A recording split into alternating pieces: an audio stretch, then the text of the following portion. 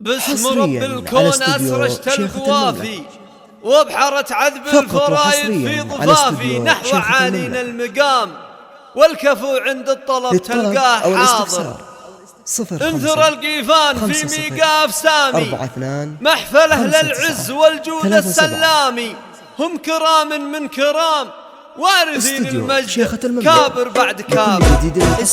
باسم رب الكون أسرجت القوافي وبحارة عذب الفرايد في ضفافي نحو عالينا المقام والكفو عند الطلب تلقاه حاضر. انثر القيفان في ميقاف سامي محفله للعز والجود السلامي هم كرام من كرام وارثين المجد كابر بعد كابر. يوم عرس اللي تفرد في صفاته وعلي صاحب ازدانت حياته بعد ما نال المرام فانتهاني له تجود الصق مشاعر. المكارم دوم بأخلاقه وفيره له مكانه بين خلق الله كبيره يستحق الاحترام قلبه طاهر بحب الخير عامر والده رمز الوفا والعز صاحب حاضر بقلوبنا ومن كان غايب يرحمه رب الانام كان مثل البحر ما الاوصاف زاخر عمه المقدام نبع الخير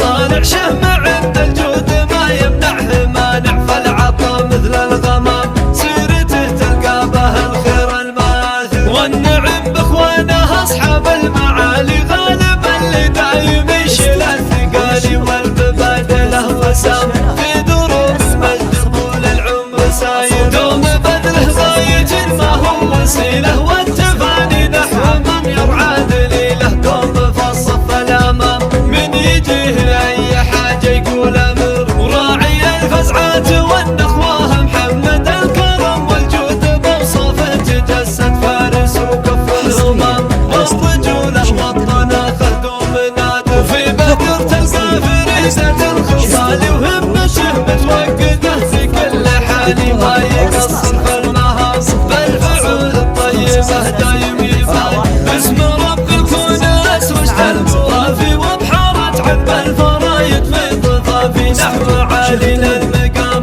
والكفو عند الطلب تلقاه حاضر. انثر القيفان في ميقاف سامي محفله للعز والجود السلامي هم كرام من كرام وارثين المجد كابر بعد كابر. يوم عرس اللي تفرد في صفاته وعلي بن صاحب ازدانت حياته بعد ما نال المرام فانتهاني له تجود اصدق مشاعر. المكارم دوم باخلاقه وفيره له مكانه بين خلق الله كبيره يستحق الاحترام قلبه الطاهر بحب الخير عامر والده رمز الوفا والعز صاحب حاضر بقلوبنا ومن كان غايب يرحمه رب الانام.